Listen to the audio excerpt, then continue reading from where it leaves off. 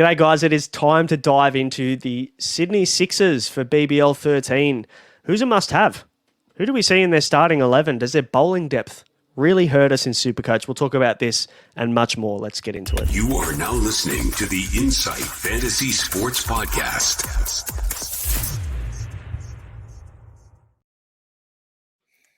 We are back. It is the Inside BBL show. We're here to talk BBL and on the Supercoach brain. And I am joined by the SC Big Horse himself, my co-host. How are you, mate? How's things?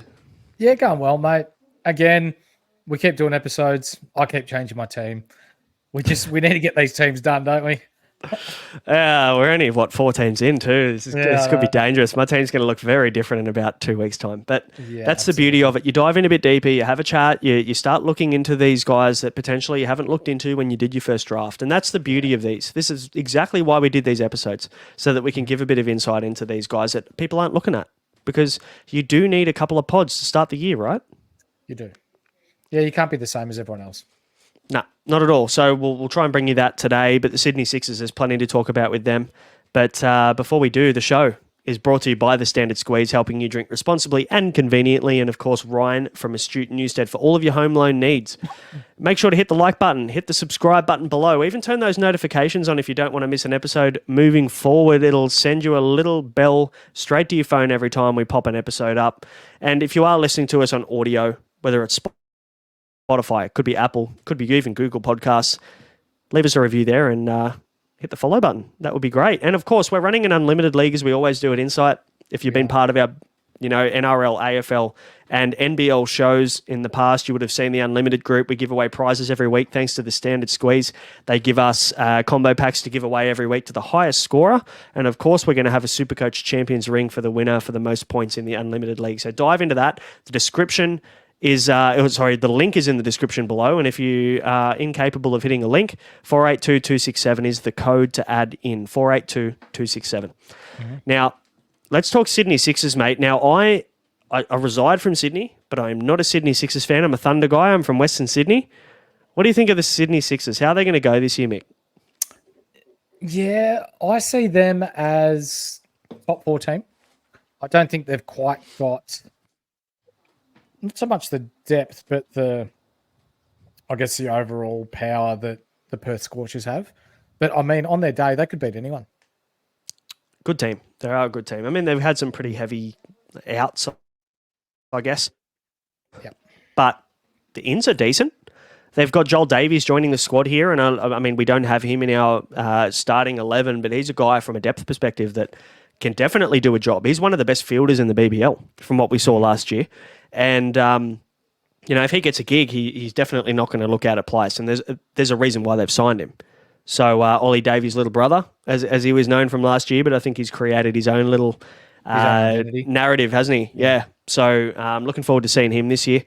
And we've got Rehan Ahmed, who I'm really excited about as a former leggy myself. I love this guy. He's a serious talent. And obviously the late, great Shane Warne thought the same thing, didn't he? Yep. As a 13-year-old, was he, when Shane Ward came out and goes, this guy is going to be great. Yep.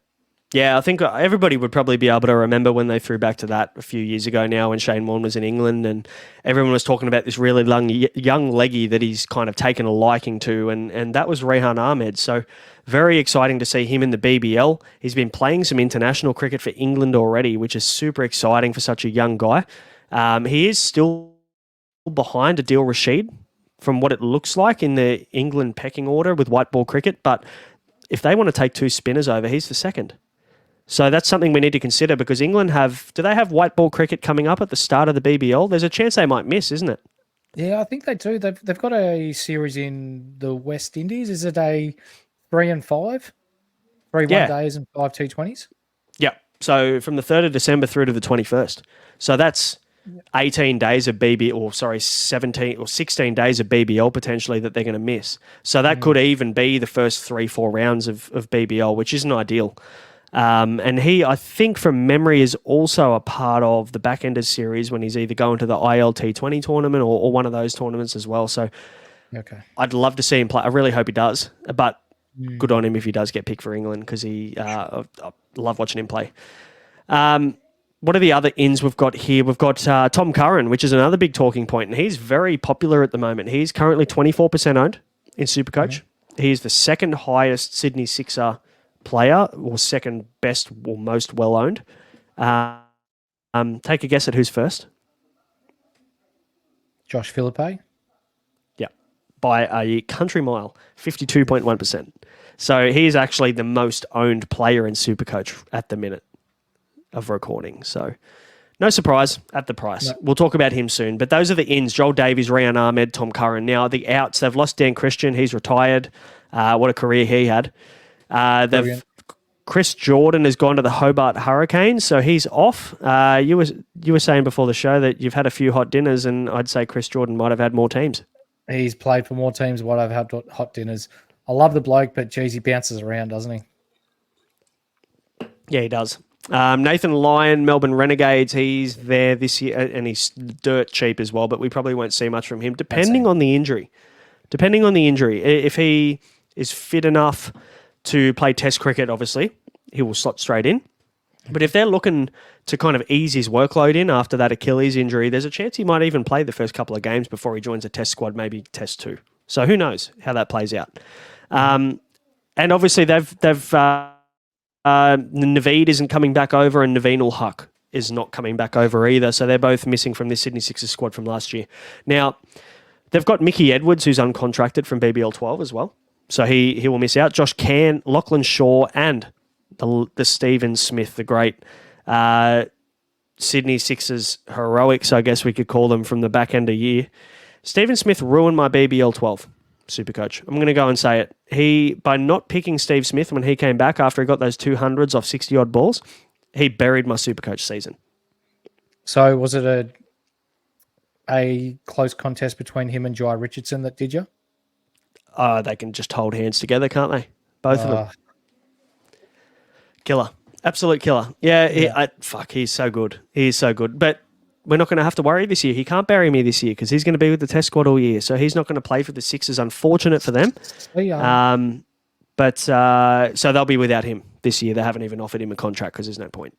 Now, let's kind of dive into our predicted 11, mate. How do you see this mapping out? Because there is a little bit to consider. We've got, Hayden Kerr currently injured. Tom Curran currently sidelined as well with an injury, and we don't know on the timeframes on these two guys. Talk to me about Tom Curran. He's got a knee injury, didn't he? And he actually pulled out of the CPL tournament, hasn't he? Yeah, he has. So when we're talking injuries, we're talking Tom Curran and Hayden Kerr here for Sydney. Hayden Kerr is a lot more likely to be ready for round one. I think there's still question marks around Tom Curran, and especially with him pulling out of the most recent tournament, that's huge question marks for me.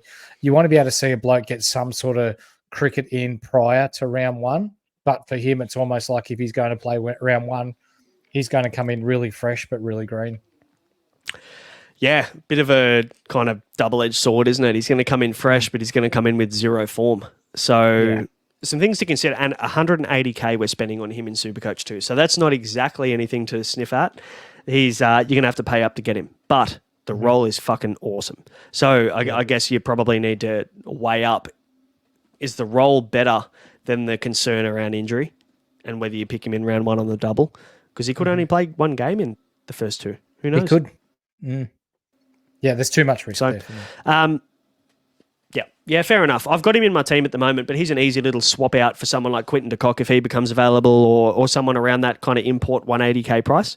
And I've got a little bit of cash in the bank as well, so I might even be able to go up to someone a little bit higher. So, and the beauty of it is he's got dual position, so you can just shuffle him pre-game one to essentially whoever you want. So he's a nice little place filler, and if he does start, I'll pick him. Now, on the international front, we've got Todd Murphy. He could be with the Test squad. He could be in and around the Test squad. There's a real big chance that he is.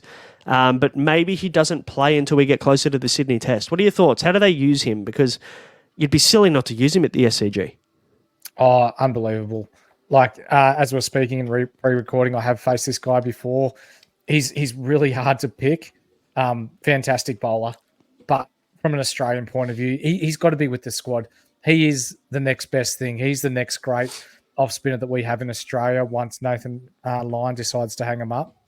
And given Nathan Lyon's age, it's not that far away. So I expect Todd Murphy to be with the Test squad the whole summer, regardless of whether he's playing or not. I don't see him playing a lot of T20s though. Which is unfortunate. But at least then that gives us a pretty clear-cut option there, and there's not too much contention, I should say, for positions. So now James Vince obviously could be in and around the England squad with Rehan Ahmed for their white ball series tour of the West Indies that you mentioned before. So that could rule both of those guys out, and there could be some opportunities for a couple of other guys that we'll speak about very soon that could easily slot into these guys' spots, right? So, Rehan Ahmed's coming back to him a little bit. He played the T20 international tournament in September against New Zealand, but like we mentioned before, he is behind Adil Rashid at the moment.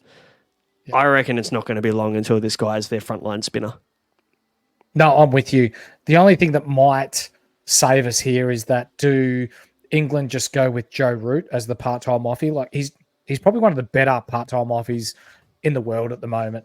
Like he's quite economical with his off spin, but again, if you ask Piers Morgan, they had a moral victory, and the World Cup morally they came last. Love that. How much are they going to change their side? Yeah, how much are they going to change their side? Because they've won one game. They're currently sitting below the Netherlands, which is a massive kick in the guts. They've played shithouse. Are they going to flip their team upside down, or are they going to stick fat and go, rightio, we need consistency here. We need chemistry. That's how we're going to go moving forward. So this is something I'm going to be watching really closely as to whether James Vince gets the call up to go or whether he's with us to start the season. Look, the reality is that Ben Stokes is going into surgery. He's having knee surgery, so he's going to miss this. It's already come out that he's basically withdrawn and he's going to wrap things up for the year to get his knee sorted, which means that Harry Brook probably comes back into this squad. So Harry Brook being a Melbourne Star at the moment, being contracted and picked up in the draft by them, probably means that he comes into this white ball squad for England in this series. I think they're going to shake things up. Yeah, they kind of have to. But if you look at Harry Brook's record over there in the World Cup at the moment, it's not great. He hasn't scored many runs. So do they stick fat with him, or do they give someone else a go and go, look, you've been good at test level for 12 months now. You've scored a shit ton of runs. You haven't been great in white ball cricket. Let's give someone else a go at this. Use you predominantly in tests, and here you go, Melbourne Stars. You've got Harry Brook for the season. So many variables to play with this England side coming out. Yeah, there's a lot. And because they've gone the old reverse win this year in the World Cup, I think they're gonna definitely make some changes. They have to. If they don't make any changes, they'll be a laughing stock, I think. So they're going to have to shake things up. Now, predicted 11, mate. Josh Philippe and James Vince, if available, are the ones that open the batting. Now, Philippe is an interesting one, and what we mentioned before, he's 52.1% owned. He is the most owned player in Supercoach at the minute. Batsman, wicketkeeper, 102.7k, 33 average on last year. What are your thoughts on Philippe? How do you play this one? Because he obviously is incredibly popular. Yep, love him. Going to open the batting there. We've spoken in previous episodes too that as a wicketkeeper batsman, he's at the top of the order. He could potentially make your points or score your points with the bat. But for a catch, it's 10 points as a keeper. With a stumping, it's 15 points. So there's extra points there to garner as a wicketkeeper. And when you look at Rehan Ahmed, who's a really hard leggy to pick, Stephen O'Keefe is a really nice off spinner, Dwarshus, Abbott, Kerr, these guys are all good bowlers. There's ability there to get a few snicks through to the keeper and extra points for us. So I can see why he's so popular. For sure. He's in my team at the moment. I am a little bit concerned about the form from last year. It's something to keep an eye on. I'm not 100% convinced, but if we look back, and I need to look at the stats a little bit more, and I'll probably talk about this soon when we do another team reveal, but he has at the SCG, the guy's a fucking gun. He's so good at the SCG compared to every other oval that he plays at. Yep, 100%. And he has won BBL player of the year before. So I anticipate that he's going to bounce back. And you want to take a guess as to where the Sydney Sixers play their first game this year? Sydney? The SCG. So there you go. I don't mind picking him, and at worst case, you chuck him on the bench. At worst case, if you don't believe that he's going to kind of rip in game one at the SCG, you chuck him on the bench. Not a big deal. But they're on the double, right? So you've got to consider him. You'd be silly not to. Now, James Vince, he's batsman only, but we just spoke about the fact he might be unavailable. Now, if he is, who comes in for you? Who do you think could probably slot in at number 2 there? I've got a couple of options at the moment. Yeah, I think Jack Edwards. I think Jack Edwards comes in and plays there, and a young up-and-coming player, can handle the stick pretty well. It'd be relatively new for him to open the batting in the BBL, but not beyond him. Not at all. 62.5k. The guy has been taking wickets for fun as well this year for New South Wales. So there is a realistic chance that he is used in a really, really, really part-time capacity with his bowling. We'll talk about the bowlers soon, but there's a reason why we think he won't be used that much. But as a batsman, you'd be happy to rely on him at that price. Because, he's another guy you could start on your bench and you just see how he goes. And he could be a little bit of a cash cow for you. Because the reality is you need some cash cows. You need some really dirt cheap guys you think are going to go well. Regardless of the schedule, they're not going to score for you. But you need some guys who are going to make cash to build up your bank so that you can afford those better players at the back end of BBL. That's right, and end up with a primo side by the time season's end comes around. So if James Vince is unavailable, we see Jack Edwards. And for me, I potentially could see another couple of guys fitting into this squad, and we're a little bit unsure. But one is Daniel Hughes. Now, his form hasn't been amazing, but he's at basement price, 62.5k. Didn't really do that well last year, but didn't get much of a run. Only played in 3 rounds out of the 14 or whatever it was. The other guy is Curtis Patterson, who I've actually left out because his form in Sheffield Shield cricket has been next to disgraceful. Yeah, for me, I think he misses out just purely based on form, but they've shown that they like picking this guy. So Curtis Patterson, James Vince, Daniel Hughes, Jack Edwards, all 4 of them could easily fit in to open with Josh Philippe for the Sydney Sixers. This is a definite watch this space here. So if let's just say Philippe and Vince go 1 and 2, I have Daniel Hughes at 3. I have Daniel Hughes at 3 at the moment. I think he's pretty reliable. He's not a guy that's going to go and nick off early that often. You've shown that he actually works the middle overs really well, Daniel Hughes, and he's not someone to play too many rash shots. So I think they probably need that little bit of a stabiliser in the middle of the innings. Now, in saying that, I've got Moses Henriques and Jordan Silk at 4 and 5 for the Sixers, and those two are perfect anchors for the innings around those bigger hitters in guys like Vince, Kerr, Curran. What are your thoughts on how that maps out? Yeah, like that. Moises Henriques at 96k too. A little bit cheaper than what we've seen him be in the past, but do you think his bowling days have passed him and that he is going to be a batsman only? No. I mean, last year he didn't bowl. Year before he didn't bowl. But he's been actually bowling for New South Wales a little bit in white ball cricket. I mean, is it the resurgence of Moses Henriques? I hope so. Get the ball in his hand. I'd love that. 96k. He is a genuinely good BBL Supercoach option this year if he bowls. If I see that he's bowling in warm-up games, he could make his way into my side. For sure. And good role as well. He'll bat 4. He'll be the anchor of the innings. He'll nurdle him around. He hits the big ball when he needs to. He's got a really complete game. A fantastic fielder too. So speaking of fantastic fielders, number 5, Jordan Silk. He probably the best fielder in the competition. Yeah, 100%. That guy is elite. And we need to consider these really elite fielders, don't we? Like Glenn Maxwell, probably on par with Jordan Silk, really, isn't he? Like they're fielding in the best positions. They're fielding at long on or long off at the at the end of the innings. They're going to take a lot of catches from top edges and all that kind of stuff. And Silk is in really prime positions at cover and backward point and stuff at the start of the innings too, right? So, I mean, yes, he's a great batsman. He'll do his job there. He won't bowl, but I reckon you can probably guarantee he's going to get 10 to 15 points in fielding points per game. Yep, and he's a red-hot candidate for a run-out too, isn't he? He's got a really nice arm. He's got a rocket. Yep, for sure. Hayden Kerr at 6, mate. Talk me through him. You're pretty high on him at the moment, I think. I am, if healthy. So he's got that abdominal strain at the moment, but we saw last year that he can bat. He can hit a big ball.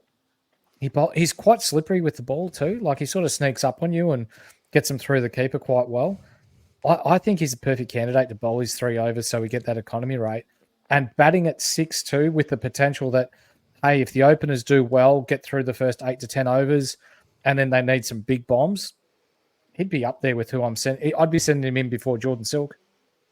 For sure. He definitely finds his way up the order, I think, if they're chasing some runs or if they want to get their run rate up. So I like that. I really like that call. For me, I mean, the question mark becomes Hayden Kerr or Aaron Hardy, and I'm probably picking Hardy, just off the fact that Hardy will bat 3, Kerr will bat 6. Now, there's not much in it though. There isn't much in it, and if you want to save 30K, I can't argue with you if you want to pick Hayden Kerr. Yep. You can also see the benefit of picking Hayden Kerr over Hardy as well with scheduling. So we know Perth have a double, single into 2 buys. Sydney have got they've got a double into. I don't think they have a buy for a while. I'll have to check the schedule, but they're one of the only teams that don't have a buy in the whole BBL. There you go. So you're going to get points every week. Yep. They've got a couple of doubles and then the majority of singles after that. So they're a prime candidate of a team that you don't have to stress about if you want to make sure you've got someone playing every week.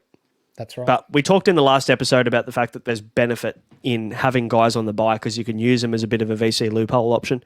But we don't have to worry about that with these guys. But Hayden Kerr, fantastic option. And another guy I said that I have at the start is Tom Curran. He's currently 180K import price. He didn't play last year, but in his last full stint in BBL 9 and BBL 10, he averaged 70 plus Supercoach points per game.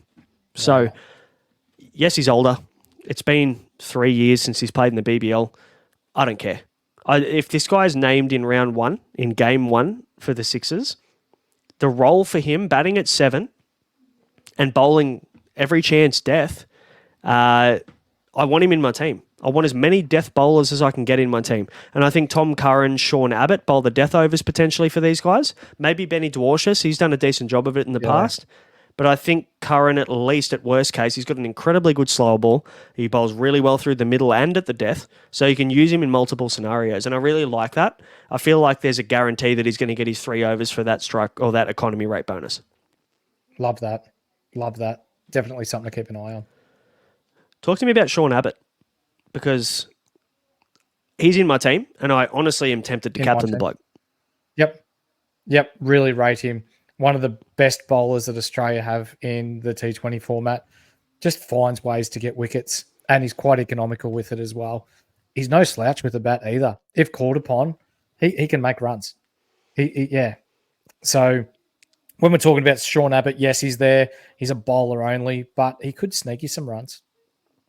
Yeah, no doubt. Batting at 8's a good spot as well for him.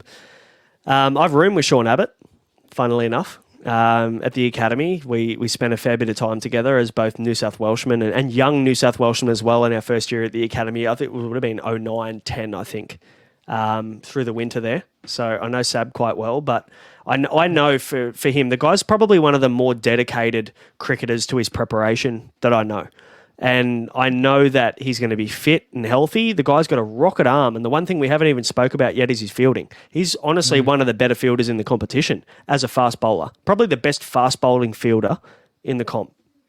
Yeah, so need to factor that in as well. The guy will not drop one. He's got a rocket from the boundary as well. So we can guarantee that he'll get a couple of run outs this BBL as a minimum. He's a guy you just want in your team. And it comes down to me picking either him or Jai Richardson, and I think I'm just going to go with Sab and just lock him in. How good's that you've got a fast bowler who's that good in the field that's not going fine leg to fine leg? He'll field at deep mid-off, or he'll field probably deep cow or deep mid-wicket or something like that, somewhere that's a pretty prime position. He's very well relied on in the field. So definitely something to keep in mind of these elite fielders that you can kind of snag that are going to also bat or bowl and do a bit of both. Now, 9, 10, 11, mate, we've got Benny Dwarshuis. Did a great job last year. He's probably too good of a job because he's too fucking expensive for me. Yeah, he is. Unfortunately. 183.7K. He's elite. And that slower ball, that's delicious. I love that. But you're picking him bowler only. He's going to bat at 10, 11. Yeah. I've got him at 9, but there's a realistic chance he could slide to 10 depending on our boy Rehan Ahmed and whether he plays and who his replacement is. So if Rehan Ahmed plays, he bats at 10 for me, and Ben Dwarshuis bats at 9. He can hold a stick. He's just not fantastic. He's not going to win you a game. But if Rehan Ahmed plays, he bats 10. If he doesn't, Todd Murphy probably replaces him, to be fair, and he probably bats 10. So maybe Ben Dwarshuis stays at 9. Yeah. Yeah, we saw in the test series where Todd Murphy's incredibly good off his hip. Like he's quite good off the back foot. So depending on the wicket that they're playing on, if it's say somewhere like Perth where the ball's skidding on a little bit and the fast bowlers are bowling a little more, you may see Todd Murphy move up the order a little bit. But yeah, I'm with you there. And number 11, we've got the great sock, Stephen O'Keefe. 178k, 57.6 average, does his job. He'll open the bowling potentially for the Sixers. They love using him with the new ball. He does an incredible job of getting through his overs really quickly at the start of the innings, but also that arm ball with a new ball that swings into the right-hander is incredibly lethal. So he's very good with the new ball. I think he could be quite valuable here. And they can play Rehan Ahmed and Stephen O'Keefe in the same squad, considering their home ground as the Sydney Sixers. They can use that spin. Yep, I'm with you there. I like him, but at 180k, there's Rashid Khan's at 130k. You're saving 50k there. So is Adam Zampa. I'll probably pick those two over Stephen O'Keefe, to be fair, but full credit to Sock. Like, he's had a great career, and he just keeps turning up, keeps doing his job every year, doesn't he? So, he does. Mate, the three guys that we haven't picked, we've talked about Jack Edwards. He could easily fit into a couple of these spots, and so can Todd Murphy. But the guys we haven't spoken about, Jackson Bird, he's been a pretty big part of what the Sixers have been doing the past few years. Now, every chance this team being so deep on fast bowlers, we'll see some rotation. We'll probably see at some point Sean Abbott have at least one rest through the season. We'll see Tom Curran with his injury history and with the injury he has right now, and he's pulled out of the CPL. We'll see him get rotated. We'll see Ben Dwarshuis get rotated. And maybe even Hayden Kerr gets a bit of a rest through the middle of the season. So Jackson Bird's going to get his opportunity. And also, when we've got wickets that aren't conducive to turn, we won't see Stephen O'Keefe and Rehan Ahmed in the same team. No. So Jackson Bird will play more games than he sits. That's my call for the Sixers. I'm not picking him in Supercoach, but it's just worthwhile knowing that because these guys are so deep with their bowlers, there is every chance we see a lot of rotation, a lot of rest with these quicks. Yeah, I'm with you there. Yep. Tell me about Joel Davies. We haven't got him here. He's an elite fielder. Pretty good with the stick Bowls too. good little left armers as well, and also is a really solid middle order bat. So, like, he will not let you down. Now, from a Supercoach perspective, I just don't know where he's going to kind of work his way into this team without injury. I feel like Daniel Hughes is ahead of him. I feel like Jack Edwards is ahead of him because he can also bowl those nice little meadows. It's hard. Unless we have Rehan Ahmed and James Vince not playing to start, and then maybe another injury and Tom Curran isn't ready for round one or something like that, maybe he fits in, but I just probably don't see Joel Davies fitting into this squad without injury. Do you think if James Vince goes and plays white ball cricket, does he get a chance at 2 or 3 in this squad? Or he's definitely not an opener? Sorry, who are we talking about? James Vince.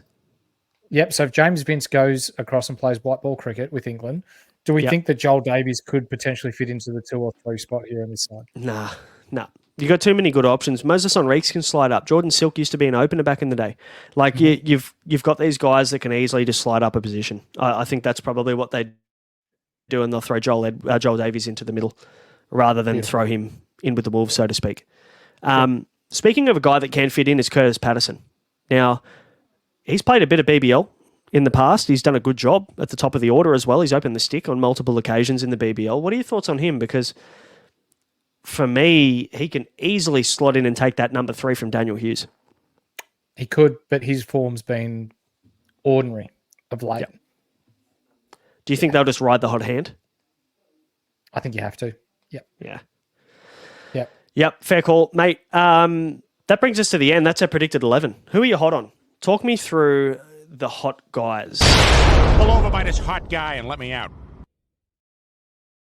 My hot guy is Hayden Kerr. So at 140.4k and a almost 46 average, if he's healthy, he's going to bowl. As we said before, he's quite slippery. And with the stick, I anticipate that he's going to bat at 5 or 6. So if they lose early wickets, they'll bring in Silk, they'll bring in Enriques to steady the innings, and then he'll come in and bomb late. Or if they're chasing quick runs, if the openers do a good job, they can move him up the order and just let him unleash. So I think there's plenty of points there with the bat, but also he's going to bowl his 3 or 4 overs, activate the economy rate points as well. More points there on offer. And he's no slouch in the field. Can't argue. I like him. 140 seems like a bit of a discount for Hayden Kerr too, doesn't it? So I don't mind that. I'm hot on Rehan Ahmed, and mate, the inner leggy is coming out in me. I love this guy. All right, he's going to be a serious talent, and he's going to do some good things for England in international cricket. But I think at the moment, if we get an opportunity to get him and see him in the pink, in the magenta, I should say, he's going to do some damage this year. I think we're going to see him, and also 105k. Sorry, but this guy's an international cricketer. Yeah, cheap and young, and of the words of great Shane Warne, this guy is going to be great. What better, platform to showcase his abilities than in Australia, in the BBL, with our legend, God bless his soul, Shane Warne, has said, watch this guy. So I can't wait. Anybody that Warney has his eye on, they're going to be special, I think, So I'm looking forward to him. And if he gets a start in round one and he isn't unavailable, he doesn't get picked for England or anything in their initial ODIs in West Indies, he's in my team in round one. So, mate, that'll do us. Sydney Sixers wrapped up, where we've got through 4 of the team previews now. We'll talk through position analysis as well as we get a little bit closer to the season. We'll also reveal our updated teams once we finish all of the team previews, because there's every chance they've changed about, 10 times each. It'll change again. Yeah. Yep. Love that. Guys, make sure to hit subscribe if you like the episode, you like the content. Just remember, we're not only BBL, there's plenty of other Supercoach sports. The NBL's firing at the moment. The NBA fantasy, if you're a guy that loves fantasy basketball, that's popping off at the moment as well. So hit subscribe, hit like on the episodes that you enjoy so that we can get them to more people. And if you are listening on audio, hit follow and leave us a review. We would really appreciate it. And we appreciate all your support. Thanks for watching another episode. We'll be back for more team previews. Until then, you've been listening to the Insight Fantasy Sports Podcast. See ya. Big Oars out.